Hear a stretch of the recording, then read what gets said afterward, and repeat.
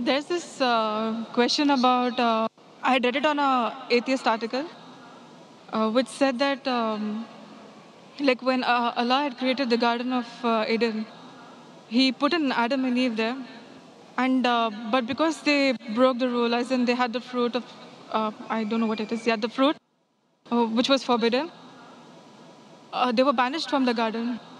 They were thrown out, and because of which it was told that like you have to work for your daily bread. You need to work, and only then will you earn to have your daily bread.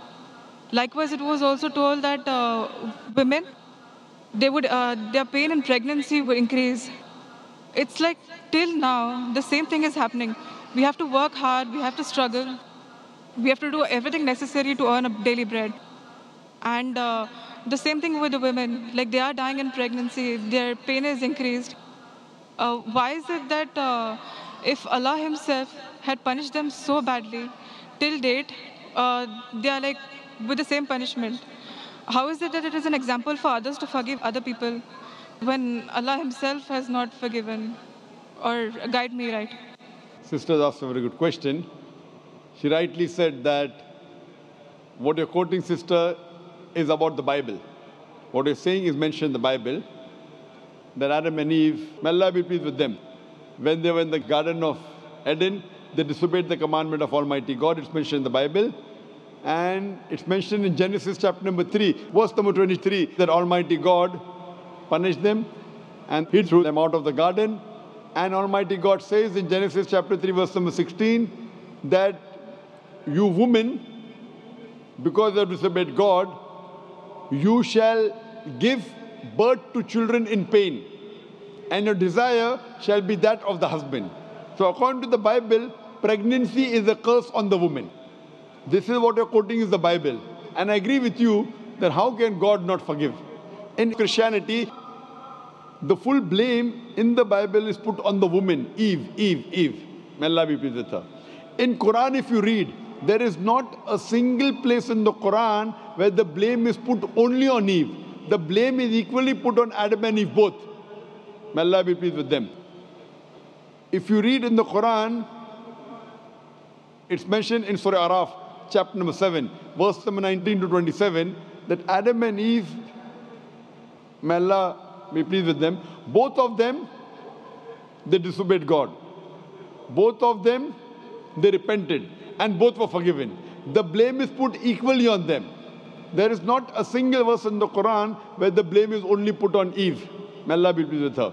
But there is a verse in the Quran in Surah Taha, chapter number 20, verse number 121, which says that Adam, peace be upon him, he disobeyed God. So there is one verse which speaks only about Adam, peace be upon him, but as a whole, if you analyze, the Quran puts the blame on both of them, Adam and Eve. Both of them. May Allah be pleased with them. In the Bible, the blame is only put on women. And because of that, Almighty God says, you shall bear children in pain, and your desire will be that of the husband. So pregnancy, according to the Bible, is a curse. But if you read the Quran, pregnancy is not a curse. Pregnancy uplifts the woman. Allah says in the Quran, in Surah Nisa, chapter 4, verse number 1, respect the womb that bore you. Furthermore, Quran says in Surah Luqman, chapter number 31, verse number 14, and Surah Ahqaf, chapter number 46, verse number 15, that we have enjoined on the human beings to be kind to the parents. In travail upon travail did the mother bore you, and in pain did she give you birth. So here we realize that the Quran says that we have to respect your parents, especially your mother.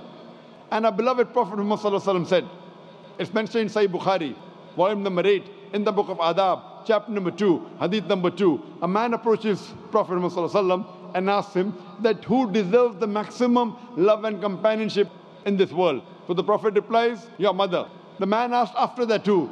The Prophet again says your mother. The man asked after that too. Again the Prophet says your mother. The man asked after that too. Then for the fourth time the Prophet says your father. That means 75%. 3/4 of the love and companionship goes to your mother. 25%. 1/4 goes to the father. In short, mother gets the gold medal, she gets the silver medal as well as the bronze medal. The father has to be satisfied with the mere consolation prize. So these are the teachings of Islam, In Islam, pregnancy uplifts the woman. And I agree with you, once Almighty God has forgiven the human beings, how can He keep on punishing them? So this is the difference between Islam and Christianity, sister. So are you convinced with the answer? Yes, definitely. Do you want to accept Islam now? Yes. Do you believe that there's one God? Yes, I do. Do you believe Jesus is God? No. Do you believe Prophet Muhammad, peace be upon him, is the last and final messenger? Yes, I do. Is anyone forcing you to accept Islam? No. Are you doing out of your own free will? Yes. Are you doing out of your own conviction? Yes. Is there anyone giving you a bribe? No. What do you, Inshallah, so it's in Arabic and you can repeat it. Okay. Ashhadu Ashhadu Allah Allah ilaha ilaha illallah illallah wa ashhadu wa ashhadu anna anna Muhammadan Muhammadan abduhu abduhu wa rasuluhu. wa rasuluhu. I bear witness. I bear witness I bear witness that that there is no God there is no God but Allah, but Allah, and I bear witness and I bear witness that that Prophet Muhammad Prophet Muhammad is is the messenger the messenger and servant of Allah. and servant of Allah. MashaAllah. You are a Muslim, and I pray to Allah subhanahu wa ta'ala that to guide you and help you guide your family members also, and to give you the best in this world as well as in the next life. And inshallah grant you Jannah.